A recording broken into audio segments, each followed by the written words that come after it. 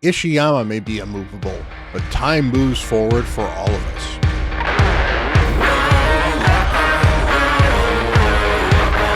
Hello, everyone. Bront, CatHerder here. We're having some fun talking Raid Shadow Legends, and we are here to talk about the new fusion, Ishiyama. He is upon us. It is the Monday that he launches, and we have a new Fragment event calendar. So I figured I would go over the event calendar, talk about a couple of the places where you could get into trouble, make some strategies for maybe events you might be able to skip depending on where your account is. Talk about what my plans are going to be, because I'm going to be going for them on both accounts. On my main, I have plenty of resources, so I'm not really worried about getting him. And on my free-to-play, I'm going to have to tackle it a little bit differently because, I actually don't have a lot of sacred shards, actually, so we're going to have to figure that one out, too. But overall, we're going to see if we can get this dude. I think he's not great, but he's not bad. He does a good amount of damage. So he's an above average damage dealer, which means that if you need damage dealers, particularly for wave-based damage dealing content, he's a pretty good wave-based damage dealing content. There's a possibility that that skill kit could be very, very good in hard faction wars. And again, for my free-to-play, I don't have a lot of champions. So honestly, a legendary is still a better champion than a lot of the epics would be that would be in his place. And one of the things I need are more damage dealers. So with that said, I have not had any coffee, so I apologize for any weird misspeaks, errors, or the way I may sound, but we are going to dive into this. All right, so here is the fragment calendar, as you can see, and I'll move myself out of the way in a minute. You can get 130 fragments. It looks like there are 20 on the leaderboard events, which means you can get 110 total, which means there are 10 fragments that you can skip overall. So plan accordingly for that, and we'll look at the summoning events and see what the summoning events do. It looks like both summoning events have 15 of them, just perusing it right now. So let me move myself out of the way. There we go. All right, so what do we have here that's always a big, big caution? All right, first of all, we've got the two summoning events. So we've got the summon rush right here. Generally, summon rushes, you want 6 sacreds, because that is generally the 3,000 points you're going to need for the fragments. It's crept up a little bit, so maybe 7 is fine. Generally, if you've got enough mystery shards, you should be able to do that one without too much of a problem. For me, I don't have a lot of sacreds, so this may be a mystery shard bonanza on my free-to-play. I don't have that many mystery shards as well, but I do have a week to possibly build up a couple of these things. We did have the Doom Tower reset, so there's a chance I might be able to get one that way. We'll certainly see how that's going to go. If I have to pull other types of shards, I will make a plan to pull other types of shards. But generally, 6 sacreds is what you want to save up for the summon rush. If you can do 10 or 11, so if you can do 10 or 11, we'll write that down there. My handwriting is horrible, and it's even worse using a mouse like this.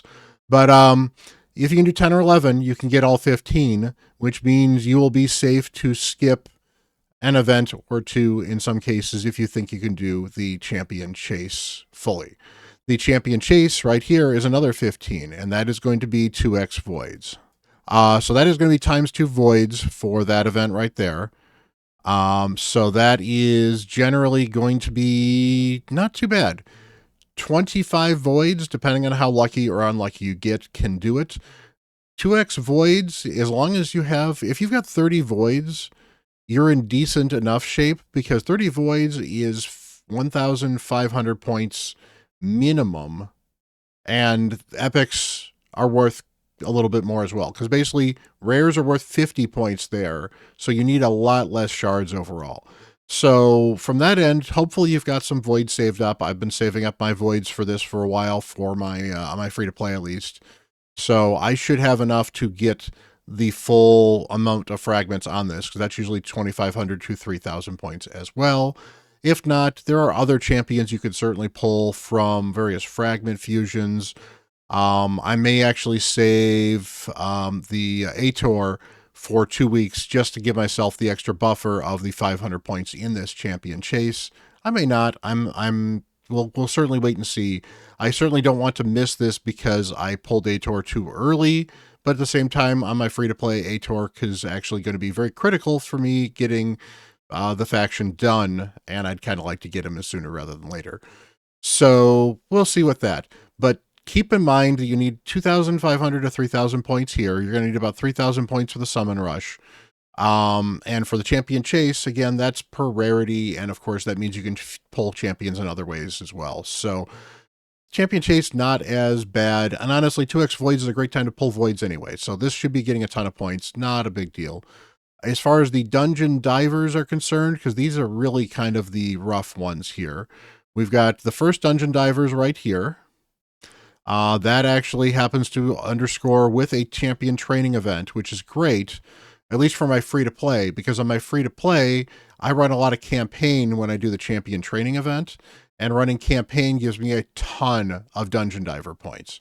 Plus, it looks like we actually have a day overlap here, so if we actually do this, we've got a bit of an overlap here with the Ice Golem and the Dragon tournament in this champion train in the Dungeon Divers event, I should say as well.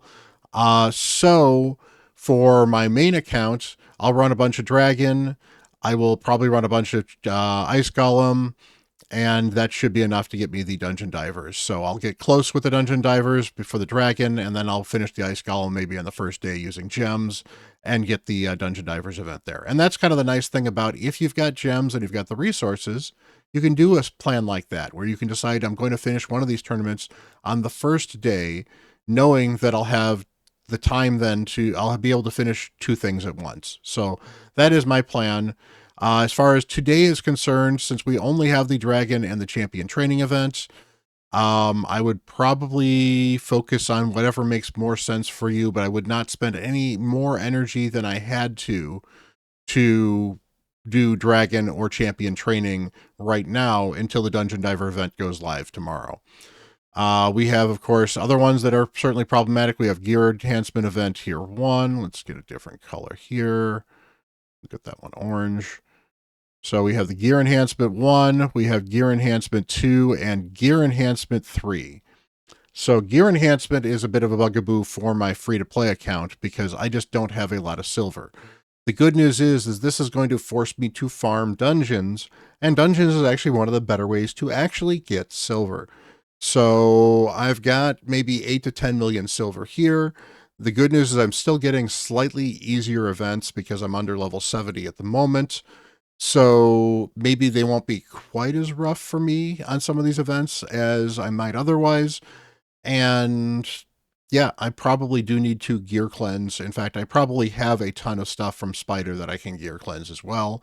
If I am absolutely desperate, I can certainly do some Spider and use the silver from that. That said, running campaign for champion training usually gets me quite a bit of silver on my free-to-play account. So I should be able to get these gear enhancement events done. I am not going to be able to do the extra 10 or 11 sacreds worth of stuff in the Summon Rush unless the clan boss is super generous. So I have to plan to do pretty much every event to the max, do the minimum of the Summon Rush, and then just go very hard into this champion chase. Events that are pretty easy that are certainly worth not forgetting about. We have the Classic Arena tournament here. Classic Arena should be easy. Just do a bunch of arena fights. Do them whenever you can. I know for some people that kind of struggle to do a ton of arena, this can be a bit of a problem. But for most people, you're in Gold 5, you run some arena, you do your dailies, and you probably want to do 5 to 10 more a day. So if you can do 10 fights instead of 5, you're probably okay. And if you can do 15 fights instead of 10 a day, it's probably done. So do the classic arenas. They're not that hard. You've got 2 different champion training events here. So champion training events can be problematic for some people.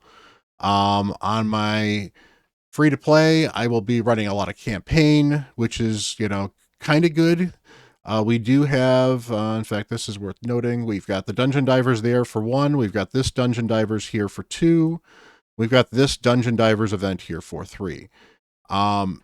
So it looks like we have Dungeon Divers event here goes for the end of the Ice Golem tournament and the beginning of the Spider tournament. So that's good. So we can farm some Spider for this one. We can farm some Ice Golem for this one. And there's a champion training tournament that starts in the middle of this one as well. So I'll be able to do some champion training going hard on Sunday and Monday in this Dungeon Divers event because it ends on Tuesday, and that will certainly help me get this Dungeon Divers 2 done. And that's Dungeon Divers is right before the gear enhancement event. So use that to your advantage. Do a bunch of the Dungeon Divers, sell a bunch of the gear, use that money to get to that gear enhancement event. And other things you can certainly do is for your dailies, you can start rolling things up to plus 15. So you basically do a +1 until something gets to level 15. And then once the gear enhancement event goes live, you click all those level 15s to level 16. That ends up saving you a bunch of silver during the event itself. Obviously, it doesn't save you a ton of the silver otherwise, but you're using that silver to actually, do your daily quests, get things done. And it means the impact of having to have a bunch of silver at the same time is significantly lessened. It's also a good time to be building champions. Building champions means you're rolling gear. So gear enhancement events are another time to build champions for your account. So finally, we've got, let's just put these here. We've got the Dragon and the Ice Golem right here. We've got the Spider event right here. We've got the Fire Knight event right here. Yeah, it does not look too bad. There are 3 Dungeon Divers events, but again, the Dungeon Divers events, they're actually overlapping champion training and Spider, and, well, they're overlapping champion training and 2 different dungeon events for every single Dungeon Divers. So hopefully those won't be too bad.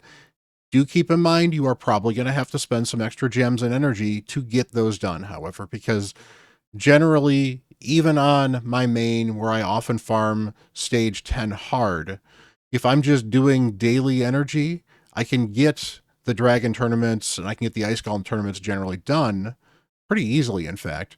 But Dungeon Divers takes extra energy and extra resources. So do bear that in mind, and just recall that just remember that you're going to have to focus to get those Dungeon Divers events done. So overall, this fusion does not look too bad. There's a bunch of overlapping events. There's not a lot of weird gaps. Sometimes there's a bunch of weird gaps in some of these things. There's not a bunch of weird gaps. There's generally enough events at any particular day. They don't even take off this Tuesday and Wednesday. We've got some decent events here. Next week, Tuesday and Wednesday. You could say there's maybe a gap here when this Dungeon Diver event starts on Wednesday and isn't there on Tuesday, but that's a Siege, not a CVC Tuesday, so that shouldn't be too bad as well. So overall, I think this fusion should be very attainable. And as I mentioned in the previous video, his kit doesn't wow me, but having seen some of the damage tests for other content creators that have access to him on the test server, his damage is good. It's not crazy good. He's not a must fuse, but his damage could be, and he's not even a Thor level specifically, but he's close. He is actually apparently fairly close to Narcissus. I know Nub did some tests against Narcissus. And in general, people were impressed with his damage, not expecting it to be as good as it was, even if they said it could be better.